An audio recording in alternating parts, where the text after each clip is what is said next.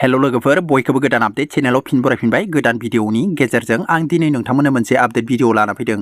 नोंसोरो भिडिअखौ फारसेनिफ्राय नायबानो जाबाय। भिडिअआ मानि सायाव जागोन नोंसोरो थाम्बनेल एबा टाइटेलाव नायनानै एसेब्लाबो हमनानै मोनखादों जानो हागौ। जोंहा जकिंआ मोनसे भिडिअ बानायनानै होदों गावनि फेसबुक पेजाव। नोंथांमोना जकिं होननानै बुङोब्ला बयबो मिथिखागौ।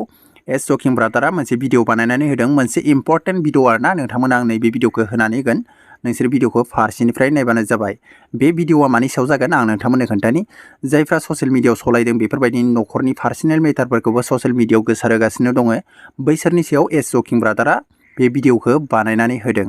नोंथांमोना नायबानो जाबाय। बेफोरबायदिनो भाइरेल जालाबायनाय माखासे दैदेन औवारि होननानै बुङोब्ला नोंथांमोना बयबो मिथिखागौ, आरो कनजिता बर' आरो कनजितानि फिसाय, बिसोरजों माखासे दावराव जानाय, आरो बेजों लोगोसे गोबां ससियेल मिडियाफ्राव फेसबुक इउटुबफ्राव माखासे भाइरेल भिडिअफोर फैनाय, फिसा फिसा न'खरनि पार्सनेल बाथ्रा, जाथारि खोथाफोरखौबो माने शेयार खालामलायबायनाय, माने बिनि सायाव जकिं ब्रादारा मोनसे भिडिअ बानायनानै होदों। नोंसोरो नायजोबबानो जाबाय। आं भिडिअखौ होनानै होगोन।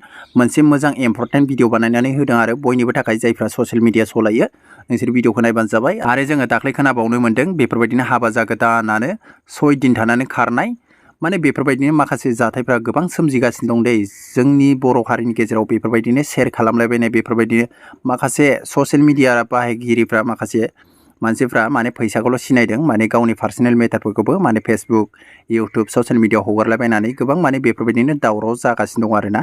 बेनि सायाव माने मोनसे इम्पर्टेन्ट मोनसे भिडिअ बानायनानै होदों जकिं ब्रादारा। बेखौनो आं नोंथांमोननो होनानै होगोन। नोंसोर भिडिअखौ फारसेनिफ्राय नायजोबबानो जाबाय। बे फेसबुक आरो ससियेल मिडियाखौ मा सानथारखो? ना बले आयेन, ना कानुन, ना कड साननानै लाखो फालाय? गाव गावनि फिसा फिसा जाथाय काहिनी, जायखौ बुंथावथारा, रायलायथावथारा, गाबखेंलाबायनाय, गावसोरनि बिथुरिया खोथा, गावसोरनि बायदि बायदि जाथायखौ जुदि फेसबुकावनो हगारनानै, ससियेल मिडियायावनो हगारनानै जुदि नोंसिनि बे जाथायफ्रा रायजो राजानो खोन्थानानै जुदि सलिउसन जायोबा, समाधान जायोब्ला, बै ल' आयेन कानुन कदखौलाय मानोथो नांबावगौब्रा? मानो नांबावगौ? जायखि जाया फिसा काहिनीबाबो गाबलाबायनानै हगारनाय, बिथुरिया खोथा, सानैजों मा दावराव जादों, सोरजों मा जादों, बेफोरखौनो ससियेल मिडियायाव हगार मोनसे एकदम मा होनगोन बेखौ, रायजोनो मिथिहोनानै गावखौ दाय गैया, आं दाय गैया, बै दाय गैया, आंनि दाय नङा, बैसोर दायनिगिरि, मोनसे ओरैबायदि मोनसे कर्टआव बिसार खालामनायफोर बायदिसो दिन्थिफुंनो नागिरो। दा जों नायग्राफ्राथ' बिराद नायो नालाय बिदिखौ। माने ओरैबायदि जादों जोंनि बर'नि गेजेराव दायो, बे माने ससियेल मिडिया, बे फेसबुकआ जाहैबाय मोनसे जोंनि थाखाय बिराद मोनसे बिसारसालि कर्टफोर बायदिसो। जायखि जाया प्रब्लेम फिसाबाबो, गावनि दुखुथिया न'खरनि समयसाब्लाबो, आन गुबुनजों माबा जानायब्लाबो, सोरजोंबा माबा मोनसे जानायब्लाबो, बे गासिबो फेसबुक ससियेल मिडियायावनो शेयार खालामनानै माने मिथिहोयो आरो आं बिदि, आं बायदि होननानै। हैद, कर्टखौनो नांलालै जोंनो, आयेनखौनो नांला बायदिसो मोनबाय आं सोरबा मानसिफोरनो। मोजां एफा टेलेन्ट दङ ससियेल मिडियायाव ओंखारनानै बुंनो हानाय। बिटिसिआव माबायदि इलेक्सन जानो थांगासिनो दं बेफोरखौसो सावरायनांगौब्रा दायो।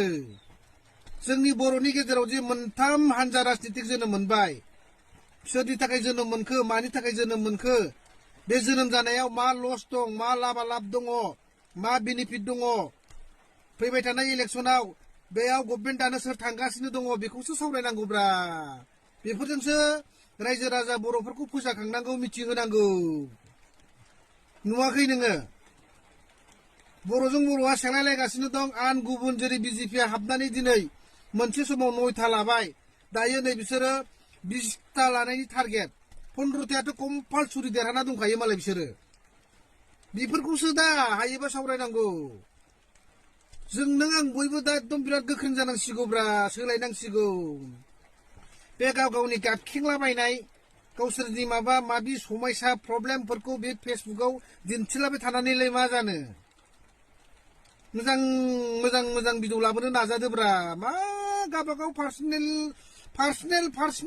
भिडिअ लाबोयो फालाय नोंसोरलाय? हो? नायग्राफ्राबो बेफोरबायदि पार्सनेल भिडिअखौसो नायो।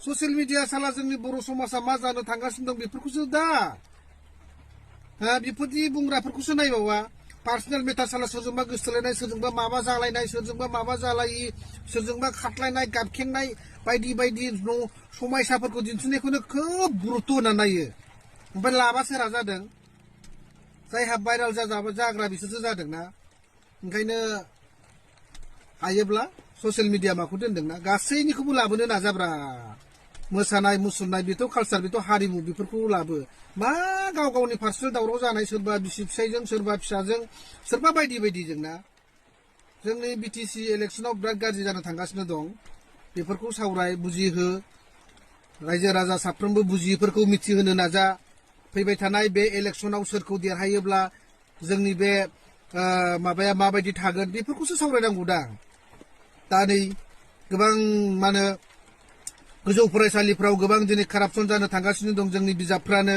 बेफोरनि बागैसो सावरायनांगौलै मा जानाय जायि फाग्लासोलै नोंसोरो माबा फेसबुकखौनो गाव गावनि पार्सनेल माबा कर्ट बिसारसालिसो सानना लाबाय नामाथाय जकिंआ दिनै बिसिमावनो दोनथ'लायबाय नुजाथाराखैमोन लागातार फैसिगोनलाय नै थेंक इउ गोजोननाय थाबाय।